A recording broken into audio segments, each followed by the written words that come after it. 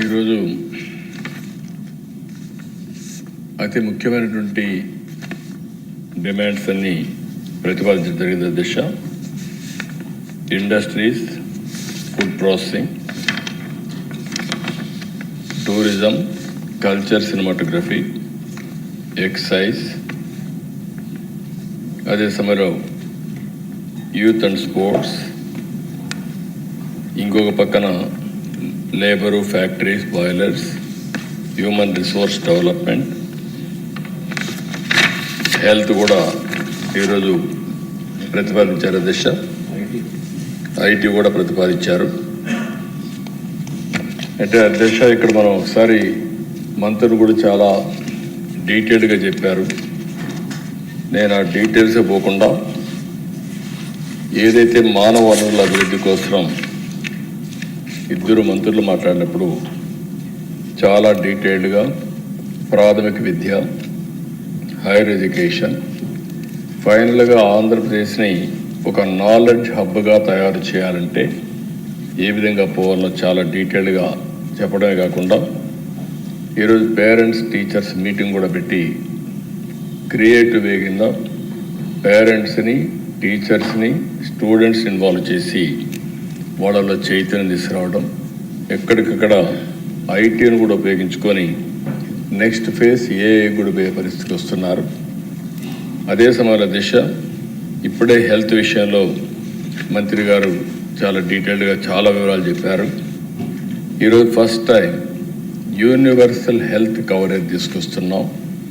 ప్రతి ఒక్కరికి, పేదవాళ్ళందరికీ కూడా, మధ్యతరగతికి కూడా 2,50,000 రూపాయలు ప్రతి ఒక్కరికి ఇన్సూరెన్స్ చేసిన ఏకైక ప్రభుత్వం, మొదటి ప్రభుత్వం ఎన్డీఏ ప్రభుత్వం ఇక్కడ. దిశ అదే సమయంలో దిశ పేదవాళ్లకు ఎన్టీఆర్ వైద్య సేవ కానీ మిగిలిన కార్యక్రమాల ద్వారా 20 లక్షల వరకు ఖర్చు పెట్టడానికి ఏమాత్రం కూడా నెక్కిపోకుండా ముందుకు పోతున్నాం.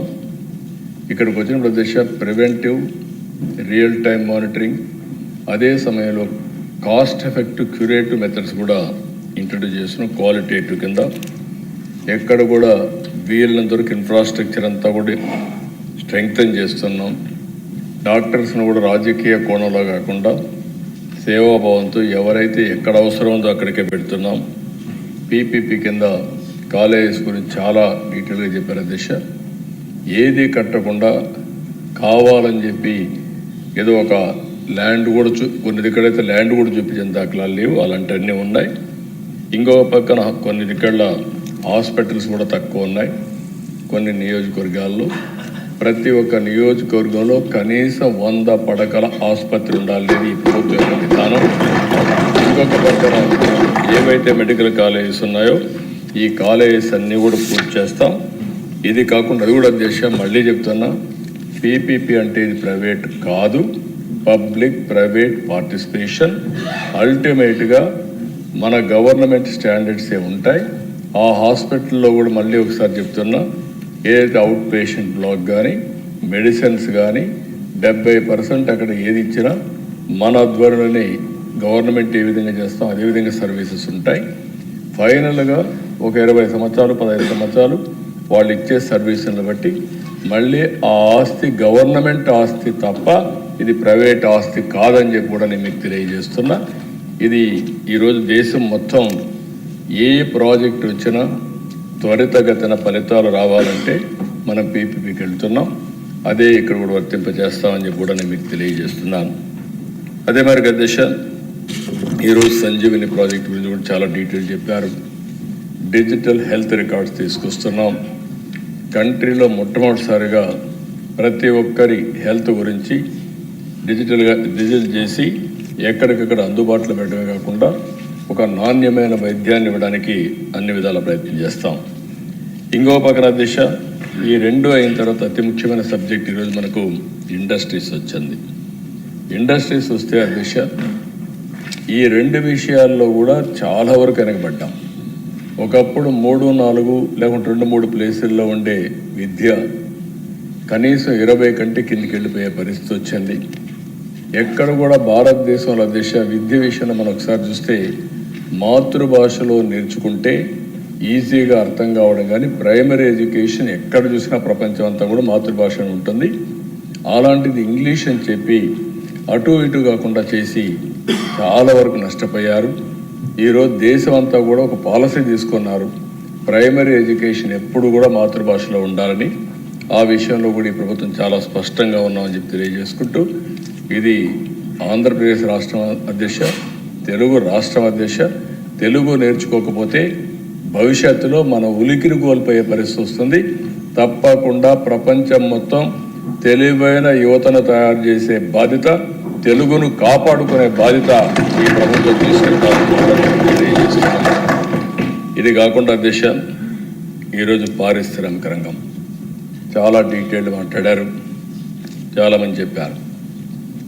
బాగా మీరు చూస్తే 1924 బ్రాండ్ పూర్తిగా దెబ్బతినింది. మామూలుగా ఎంత బెదిరింపులు అంటే భయభ్రాంతులు చేసే పరిస్థితికి వచ్చారు. రాష్ట్రాన్ని వీడిపోతూ జాకీ, అమర్ రాజా, లూలు, ఫార్చ్యూన్ 500 కంపెనీస్లో ఉంటున్నటువంటి ఫ్రాంక్లిన్ టెంపుల్టన్ ఇలాంటివన్నీ కూడా రాష్ట్రాలు వదిలిపెట్టిపోయే పరిస్థితికి వచ్చారు. మళ్ళీ వాళ్ళు ఒక మాట కూడా అన్నారు, మళ్ళీ రాష్ట్రంలో ఆనాటి ప్రభుత్వం వైసీపీ ఉన్నంత వరకు ఈ రాష్ట్రానికి తిరిగి రామని చెప్పి మళ్ళీ వెళ్ళారు. అలాంటి పరిస్థితుల్లో మీరు ఒకసారి ఆలోచిస్తే అధ్యక్ష, బ్రాండ్ పోతే చాలా కష్టం. అలాంటి నెగటివ్ ఇమేజ్ క్రియేట్ చేసే పరిస్థితికి వచ్చారు. ఇంకొక పక్కన అధ్యక్ష, ఆర్బీఐ మొన్నే ఒక పబ్లికేషన్ ఇచ్చారు. అందులో మీరు చూస్తే 1920లో ఆంధ్రప్రదేశ్లో 16,924 పరిశ్రమలుంటే 23-24కి 16,011కు తగ్గిపోయినాయి. అంటే ఎక్కడన్నా ఉంటే ఎంఎస్ఎంఈలు కొన్ని పెరుగుతాయి, కానీ 913 కంపెనీలు తగ్గిపోయే పరిస్థితి వచ్చాయి, మూతబడే పరిస్థితి వచ్చింది. ఈ రిపోర్ట్ కూడా RBI hand book of statistics on Indian states రిపోర్ట్లు చాలా స్పష్టంగా మెన్షన్ చేసే పరిస్థితికి వచ్చారు. మన రాష్ట్రంలో చదువుకున్న విద్యార్థులు కొరత లేదు, వీళ్ళంతా వేరే రాష్ట్రాలకు పోయే పరిస్థితి వచ్చారు. కొంతమంది ఉద్యోగం లేకుండా మీరు ఒకసారి ఆలోచిస్తే గంజాయి, డ్రగ్స్ ఇలాంటిది కూడా నిర్వీర్యమయ్యే పరిస్థితికి వచ్చారు. ఒక్క డిఎస్సి 5 సంవత్సరాల్లో పెట్టలేదు. ఒక్క డిఎస్సి పెట్టకుండా మేము విద్యా ప్రమాణాలు పెంచేసామని మోసం చేసే పరిస్థితికి వచ్చారు. పోలీసులు ఒక కానిస్టేబుల్ ఉద్యోగం క్రియేట్ చేసిన దాఖలాలు లేవు. ఈరోజు మీరు ఆలోచిస్తే దిశ ఇవన్నీ మళ్ళీ 1 by 1 ఆ రోజు ఒక మాట చెప్పాం, 20 లక్షల ఉద్యోగాలు కల్పిస్తామని మాట ఇచ్చాం. దానికోసమే ఈ ఉద్యోగాలు కల్పించే శాఖలతో కలిపి లోకేష్ గారిని చైర్మన్గా పెట్టి ఒక కమిటీ కూడా వేసాం అధ్యక్ష. చాలా గర్వపడుతున్నాం. ఈరోజు ఆ కమిటీ చాలా బాగా పనిచేస్తున్నారు, ఆఫీసర్స్ పూర్తిగా సహకరిస్తున్నారు. ఒకప్పుడు ఈజ్ ఆఫ్ డూయింగ్ బిజినెస్ అంటే దానికి చిరునామాగా ఆంధ్రప్రదేశ్ ఉంది. ఇప్పుడు స్పీడ్ ఆఫ్ డూయింగ్ బిజినెస్కి చిరునామాగా ఆంధ్రప్రదేశ్ తయారైంది. 25 పాలసీలు తీసుకొచ్చాం. ఒక్క ఇండస్ట్రీస్ కామర్స్లో 11, విద్యుత్ రంగంలో 1, IT electronics 9, infrastructure and investment 2, youth advancement and టూరిజంలో 3 కొత్తగా పాలసీలు తీసుకొచ్చాం. ఫస్ట్ టైం టూరిజానికి ఇండస్ట్రీ స్టేటస్ ఇచ్చాం. దీనివల్ల అధ్యక్ష ఈరోజు మీరు చూస్తే 175 నియోజకవర్గాల్లో 175 ఇండస్ట్రియల్ పార్కులు పెడుతున్నాం. ఇంకొక పక్కన ఇన్సెంటివ్స్, ఎప్పటి నుంచో బకాయి ఉన్నటువంటి ఇన్సెంటివ్స్ అన్ని క్లియర్ చేసాం కొంతవరకు. ఇంకొక పక్కన ఎస్సీ ఎస్టీలకి మొత్తం 11,451 మందికి 270 కోట్ల రూపాయలు ఇన్సెంటివ్స్ బకాయిలు ఉంటే అవి కూడా క్లియర్ చేసే పరిస్థితికి వచ్చాం. మొన్నే విశాఖపట్నంలో పార్ట్నర్షిప్ సబ్మిట్ పెట్టాం. 15 రంగాల్లో 613 ఒప్పందాలు వచ్చాయి. 13,25,000 కోట్ల పెట్టుబడులు వచ్చాయి. ఇవన్నీ మెటీరియలైజ్ చేయగలిగితే 16 లక్షల మందికి ఉద్యోగాలు వస్తాయని చెప్పి కూడా నేను మీకు తెలియజేస్తున్నా. అధ్యక్ష, ఈరోజు ఈ ప్రభుత్వం ప్రోయాక్టివ్గా తీసుకున్న తర్వాత మీరు చూస్తే ఒక్క ఎంఎస్ఎంఈల్లో 2,48,906 మందికి ఉద్యోగాలు వచ్చాయి. స్కిల్ డెవలప్మెంట్ ఇంటర్వెన్షన్ పెట్టి జాబ్ ఫేర్స్ పెడితే 1,46,627 మందికి వచ్చాయి. ఇండస్ట్రీ 95,174 మందికి వచ్చాయి. ఫుడ్ ప్రాసెసింగ్ 64,035 మందికి వచ్చాయి. అదే మరి గవర్నమెంట్ జాబ్ క్రియేషన్లో ఇప్పటి వరకు ఏదైతే మెగా డిఎస్సి కానీ పోలీస్ కానిస్టేబుల్స్ కానీ మిగిలినటన్నీ చూస్తే 30,598 ఉద్యోగాలు గవర్నమెంట్లో ఇచ్చిన ఘనత ఈ ప్రభుత్వానికి దక్కింది. నెట్ గ్యాప్లో 20,393, IT electronics 13,866, tourism 5,028, mines and geology 3,220, మొత్తం 6,28,327 మందికి ఇప్పటికి ఉద్యోగాలు ఇచ్చిన ఘనత ఈ ప్రభుత్వానికి దక్కింది. ఇంకా ఒకే ఆలోచన, ఇది నిరంతరం పర్యవేక్షిస్తాం, ముందుకు తీసుకెళ్తాం.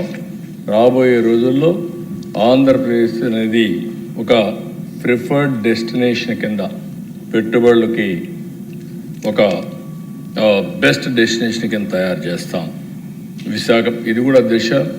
ఏ ఒక్క ప్రాంతంలోనే అభివృద్ధి కాకుండా అన్ని ప్రాంతాల సమగ్ర అభివృద్ధి పోతున్నాం. విశాఖపట్నం, తిరుపతి, అమరావతి 3 ఎకనామిక్ జోన్స్ని పెట్టుకొని ఆ ప్రాంతాలు అభివృద్ధి చేస్తాం. 2047కి మనం చూస్తే $2.4 ట్రిలియన్ ఎకానమీ తయారు చేయాలని ఒక యాక్షన్ ప్లాన్ పెట్టుకున్నాం. ఐటీకి, జీసీసీకి, డేటా సెంటర్కి ఇవన్నీ కూడా విశాఖపట్నం ఒక హబ్గా తయారవుతుంది. ఈరోజు మనం తీసుకున్న పాలసీలు మీరు ఆలోచిస్తే దిశ, విశాఖపట్నానికి మొన్న ఈ 20 నెలల్లో ఎవరు ఊహించినటువంటి పెట్టుబడులు అక్కడికి వచ్చాయంటే అది ప్రభుత్వం చూపించిన చొరవ. అదే మరి అమరావతిని క్వాంటమ్ సిటీ కింద, నాలెడ్జ్ సిటీ కింద ఇక్కడ తయారు చేస్తాం. రాయలసీమ మొత్తం తిరుపతి కేంద్రంగా space, aerospace, defence, drone, electronic ఇవన్నీ కూడా తీసుకొచ్చి దాన్ని ఒక హబ్గా తయారు చేస్తాం. కొప్పర్తి, ఓర్వకల్ 2 నోడ్స్ ముందుకు పోతున్నాయి. అనకాపల్లి బల్క్ డ్రగ్ పార్క్ కూడా తీసుకొచ్చాం. ఇవి కాకుండా మీరు ఒకసారి ఆలోచిస్తే దిశ, ఇప్పటి వరకు ఈ ప్రభుత్వం చాలా వరకు ఇన్వెస్ట్మెంట్లు మీరు చూస్తే పెద్ద ఇన్వెస్ట్మెంట్లు, రిఫైనరీ అండ్ పెట్రోకెమికల్స్, BPCL 1,00,000 కోట్ల రూపాయలతో 12,000 మంది employment, direct and indirect employment వస్తుంది. దగ్గర 1,00,000 కోట్ల రూపాయలతో పెట్టుబడులతో BPCL రామాయంపట్నంలో పెడుతున్నారు. అదే సమయంలో data centre and AI Google 87,520 కోట్లు. ఇది లార్జెస్ట్, అంటే దగ్గర $15 billion after economic reforms. Biggest investment, foreign direct investment ఇండియాకు వచ్చిందంటే అది గూగుల్లే మొదటిది. అది విశాఖపట్నానికి వచ్చింది. ఆ రోజు ఇది కూడా ఇప్పుడే ఈ ప్రభుత్వానికి అధ్యక్షుడు ఒక మాట చెప్పాలి. ఈరోజు ఇక్కడ ఉండే NDA మెంబర్స్ అందరినీ మీరు చూస్తున్నారు. మేము అందరం కూడా ఒకే ఆలోచన. ఎన్నికల ముందు ఒక మాట చెప్పాం, రాష్ట్రాన్ని పునర్నిర్మాణం చేస్తాం, అభివృద్ధి, సంక్షేమం, సుపరిపాలనతో ముందుకు పోతాను ఆలోచన చెప్పాం. ఈ 20 నెలల్లో చెప్పిన మాట కోసం ఇటు నేను కానీ, అటు పవన్ కళ్యాణ్ గారు కానీ, అటు బీజేపీ కానీ ఒకే మాట మీద ముందుకు పోతున్నాను మరొకసారి తెలియజేస్తున్నా. ఇవి సాధించామంటే ఈ ఐకమత్యంతో, డెడికేషన్తో పనిచేసాం కాబట్టి ఇది సాధ్యమవుతోంది. అదే మరి ఇక్కడ ఇది ఇన్వెస్ట్మెంట్ వచ్చినప్పుడైతే నేను కూడా ఒకసారి ఇంత అనుభవం ఉన్నా, వీడు పోయే ఫాస్ట్నెస్ చూసిన తర్వాత 1-2 సార్లు ఆలోచించాను. ఒకరోజు మీటింగ్లో నేను ఇన్వెస్ట్మెంటర్స్ మీటింగ్ పెట్టుకున్నప్పుడు SIPB మీటింగ్ జరుగుతూ ఉంది. ఆ మీటింగ్లో ప్రపోజల్స్ పెట్టినప్పుడు విశాఖపట్నంలో 99 పైసలు లేకుంటే రూపాయికి ల్యాండ్ ఇవ్వాలి ఎకరాన్ని కోరినప్పుడు నేను కూడా 2 నిమిషాలు ఆలోచించాను.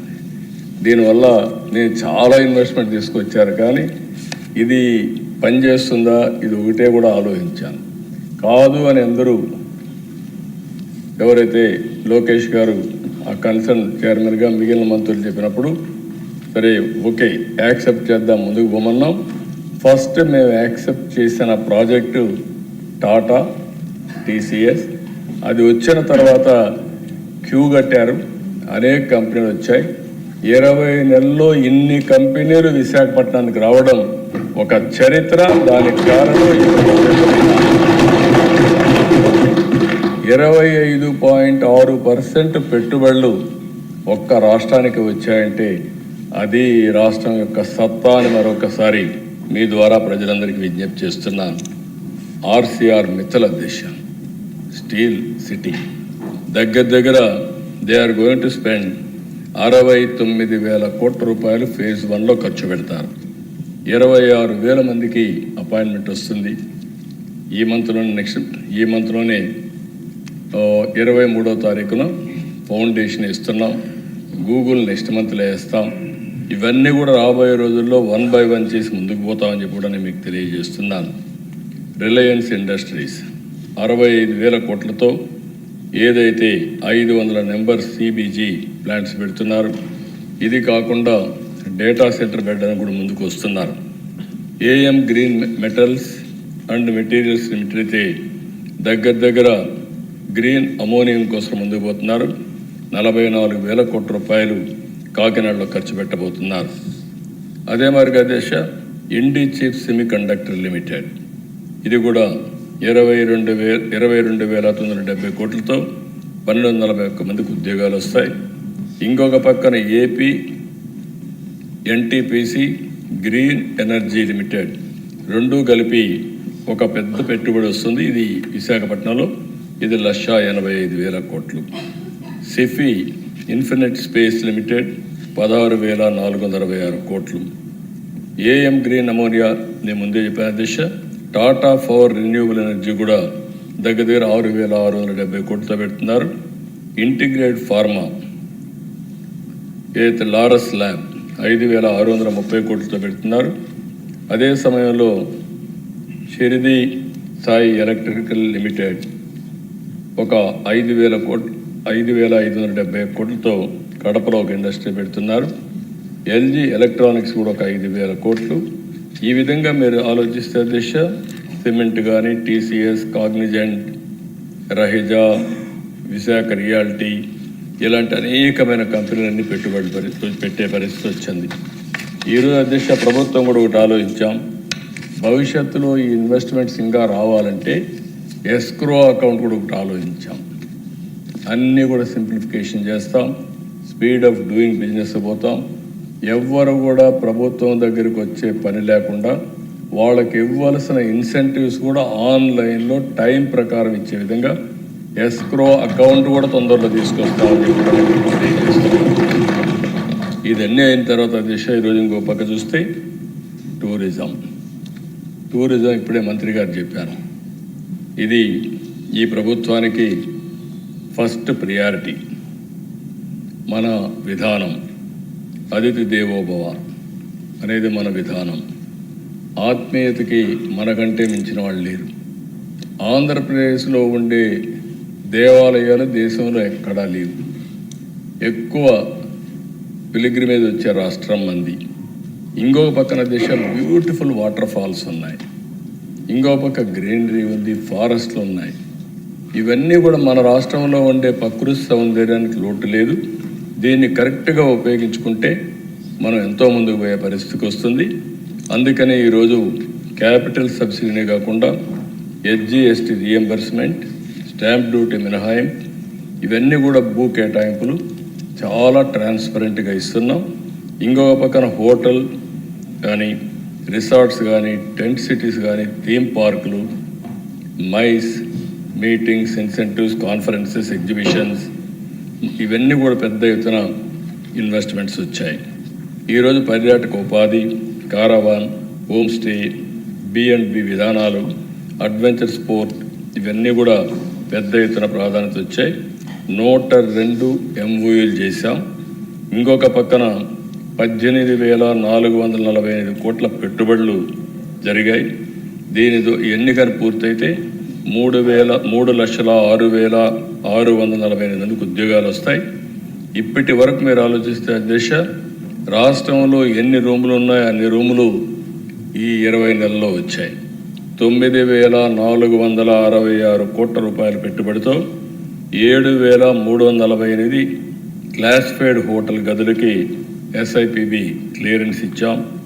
దీనివల్ల 47,000 మందికి ఉద్యోగాలు వచ్చే అవకాశం వస్తుంది. ఇది కాకుండా దేశ Suryalanka one of the most beautiful beach, Goa కంటే బాగుంటుంది. ఈరోజు సాటర్డే సండే అయితే అక్కడ రూములు దొరికే పరిస్థితి లేదు. దీనికి గవర్నమెంట్ ఆఫ్ ఇండియా 95 కోట్లు ఇచ్చారు.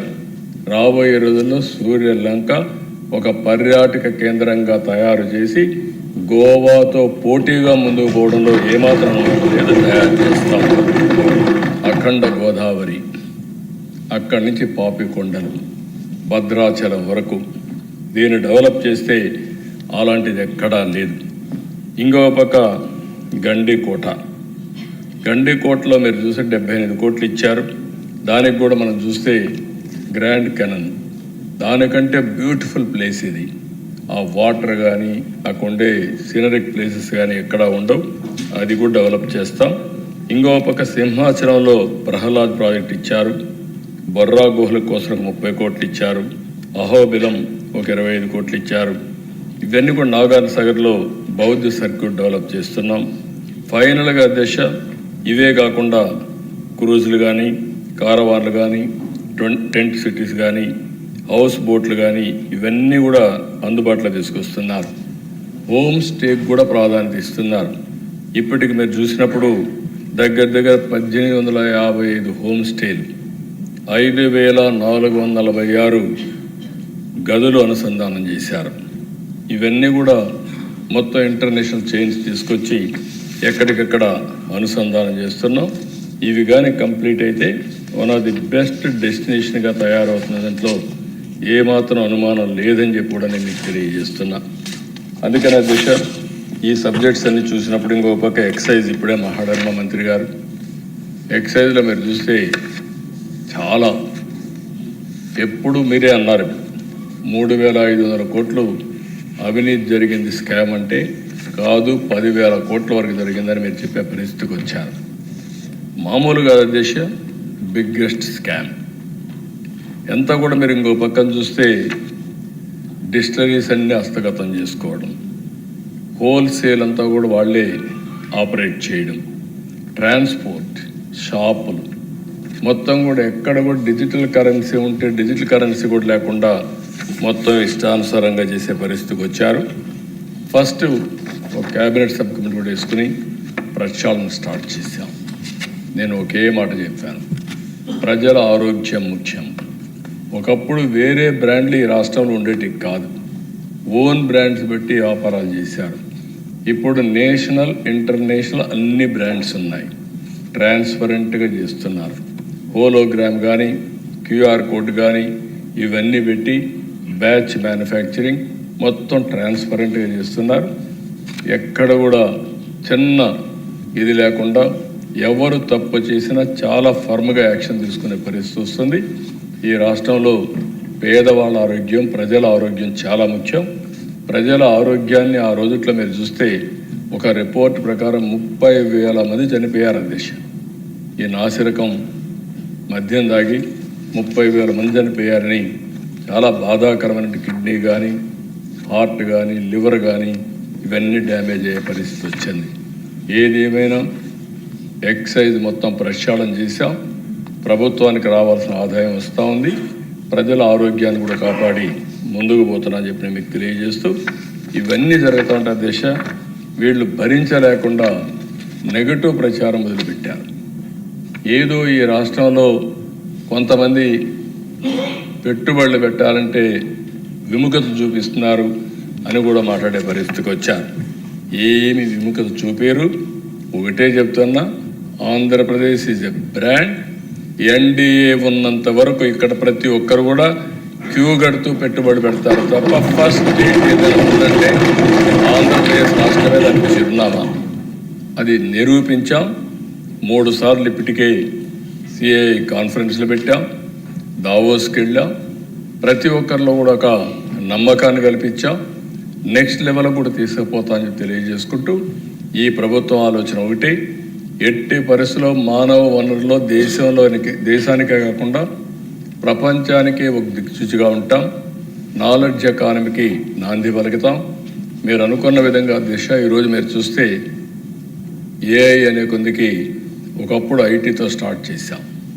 ఈసారి ఏఐ, దానికి చిరునామా Visakhapatnam. AI data centre, biggest data centre beginning మాత్రం ఇది. ఇలాంటివి దగ్గర 5 గిగావాట్ వరకు డేటా సెంటర్లు వచ్చే అవకాశం వస్తుంది. రెండోది క్వాంటమ్ కంప్యూటర్, అందరూ మాట్లాడుతున్నారు. ఇండియాలో ఫస్ట్ క్వాంటమ్ కంప్యూటర్ అమరావతికి వచ్చింది. అమెరికాలో సిలికాన్ వ్యాలీ ఉంది, ఇండియాలో క్వాంటమ్ వ్యాలీ ఉంది. ఆ క్వాంటమ్ వ్యాలీకి చిరునామా మన అమరావతిని మరొకసారి విజ్ఞప్తి చేస్తున్నాను అధ్యక్ష. రాయలసీమలో స్పేస్ సిటీ ఏర్పాటు చేస్తున్నాం, డ్రోన్ సిటీకి వెళ్తున్నాం, ఎలక్ట్రానిక్ సిటీ పెడుతున్నాం, ఏరోస్పేస్కి పోతున్నాం. ఏది వచ్చినా కూడా నెక్స్ట్ లెవెల్ ఆఫ్ టెక్నాలజీ కూడా అడాప్ట్ చేసుకొని ముందుకు పోతామని తెలియజేసుకుంటూ ఈ ప్రభుత్వం ఆలోచన ఒకటి, 20 లక్షల ఉద్యోగాలు ఇప్పిస్తామని చెప్పాం. 20 లక్షలే కాదు, 20 లక్షల ప్లస్ వస్తాయి తప్ప ఒక్క ఉద్యోగం కూడా తగ్గే పరిస్థితి ఉండదని చెప్పి తెలియజేస్తున్నా. అందుకే ఒక మాట చెప్పాం, 1 ఫ్యామిలీ 1 ఆంటర్‌ప్రెన్యూర్. ఇక్కడ ఉండే మెంబర్స్ అందరినీ కోరుతున్నాం, మీ నియోజకవర్గాన్ని ఒక ఆదర్శంగా తీసుకొని ఎంఎస్ఎంఈలు మీరు ప్రోత్సహించాలి. ప్రతి ఒక్కరిని ఆంటర్‌ప్రెన్యూర్గా తయారు చేయాలి. రతన్ టాటా ఇన్నోవేషన్ హబ్ పెట్టాం, అది అమరావతిలో పెట్టుకున్నాం. 5 జోన్స్లో 5 స్పోక్ మోడల్ పెట్టాం. విశాఖపట్నం, రాజమండ్రి, విజయవాడ, అదే మరి తిరుపతి, అనంతపూర్. ఈ 5 జోన్లో కూడా ఒక ఇండస్ట్రీని లీడ్ చేయమంటున్నాం. ఒక నాలెడ్జ్ పార్ట్నర్గా ఒక యూనివర్సిటీని పెట్టాం. ఇంకొక పక్కన అక్కడ వెంచర్ క్యాపిటల్ కానీ బ్యాంకులు కానీ వాళ్ళందరూ సహకారం తీసుకుంటున్నాం.